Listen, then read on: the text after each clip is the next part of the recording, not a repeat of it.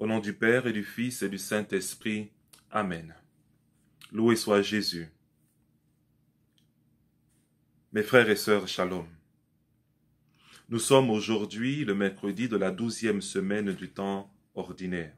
Et ce mercredi, le 24 juin, nous célébrons la solennité de la naissance de Jean-Baptiste. Et pour ce faire, l'Église propose à notre méditation de ce jour 3 textes. Le premier texte est tiré du livre du prophète Ésaïe, au chapitre 49, versets 1 à 6. Le second texte est tiré du livre des Actes des Apôtres, au chapitre 13, versets 22 à 26. Et l'évangile de ce jour est tiré de l'évangile selon saint Luc, chapitre 1er, versets 57 à 66 et verset 80.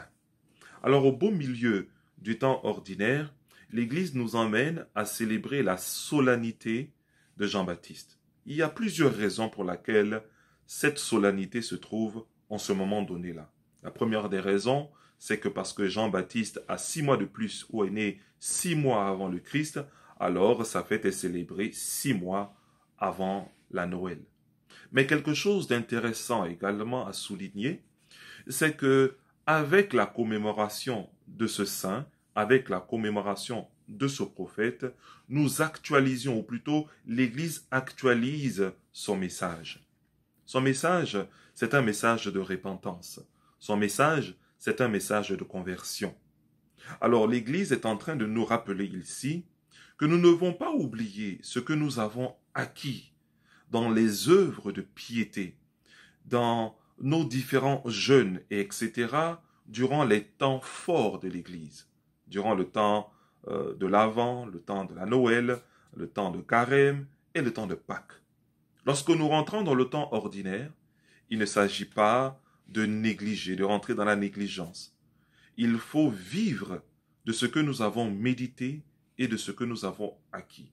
Ainsi, au milieu du temps ordinaire, cette solennité nous donne l'occasion de nous rappeler du message de ce prophète-là. La conversion, la repentance.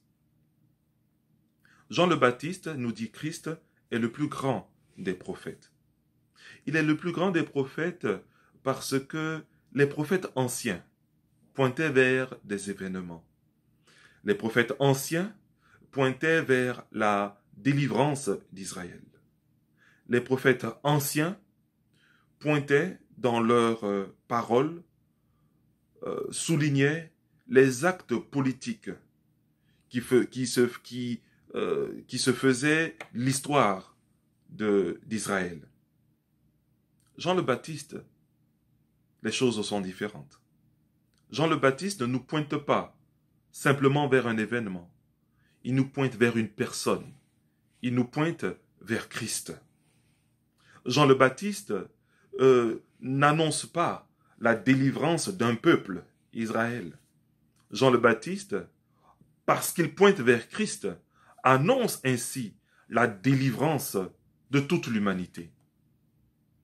Jean le Baptiste ne pointe pas vers des événements politiques. Jean le Baptiste, parce qu'il annonce une personne, à savoir Christ, pointe vers un royaume. Christ dit, mon royaume n'est pas de ce monde.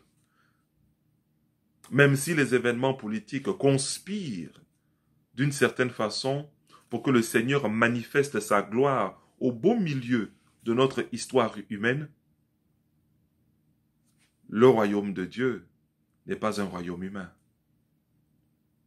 Ainsi donc Jean le Baptiste, j'allais dire, supplante, surpasse tous les autres prophètes en ceci. Il met fin à l'Ancien Testament et ouvre le Nouveau Testament. Il met fin à l'ancienne alliance et nous pointe vers une alliance parfaite, vers une alliance dans laquelle l'homme, en Jésus-Christ, accomplit la loi dans toute sa perfection et peut jouir en Jésus-Christ de toutes les grâces que le Père veut lui accorder. En ce sens-là donc, vous voyez très bien mes frères, que Jean le Baptiste surpasse tout autre prophète. C'est dans ce sens-là également que les événements qui emmènent Jean le Baptiste dans l'arène du salut, de l'histoire du salut, ces événements sont particuliers. Jean le Baptiste, d'une certaine façon, par sa naissance même, va pointer vers Christ. Jean le Baptiste, par sa naissance, qui est une naissance prophétique, va au finish mettre fin, comme je l'ai dit, à l'Ancien Testament, mais avec une touche, j'allais dire une touche vraiment royale.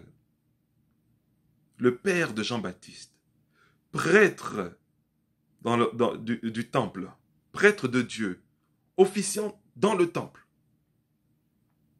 Donc prêtre de l'ancienne alliance, se retrouve muet, réduit à un silence.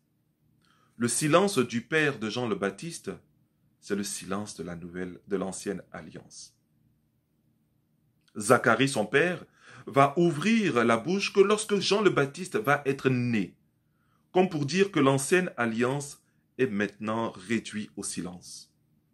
Et qu'à partir de ce moment donné, ce qui sera proclamé est quelque chose de merveilleux. Une nouvelle alliance. L'Église dit une alliance nouvelle et éternelle. Alors pour pouvoir entrer dans cette alliance, il faut d'abord faire silence. Si l'ancienne alliance a été réduite au silence, l'ancien moi doit lui également être réduit au silence, afin de rentrer dans la nouvelle alliance. L'application pour nous aujourd'hui est forte, grande et difficile. Nous avons tant de bruit autour de nous. La télévision, les réseaux sociaux, les différents appareils électroniques que nous avons autour de nous, les montres même aujourd'hui. Bref, tout un ensemble de choses autour de nous nous empêche de faire silence, nous empêche de proprement rentrer dans la nouvelle alliance, pour continuer dans ma métaphore, nous empêche de pleinement jouir de ce que cette nouvelle alliance nous offre. Célébrer aujourd'hui la naissance de Jean-Baptiste est un rappel, comme nous l'avons dit, à la repentance, un rappel à la conversion, une invitation à rentrer dans le silence qui précède la parole de Dieu. Ce n'est que dans ce silence que nous pourrons entendre cette parole telle qu'elle s'applique à nous-mêmes, dans les circonstances particulières de notre vie.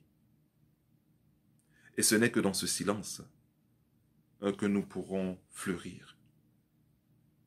Mon frère et ma sœur, rentrons dans le silence du Christ et méditons. Loué soit Jésus.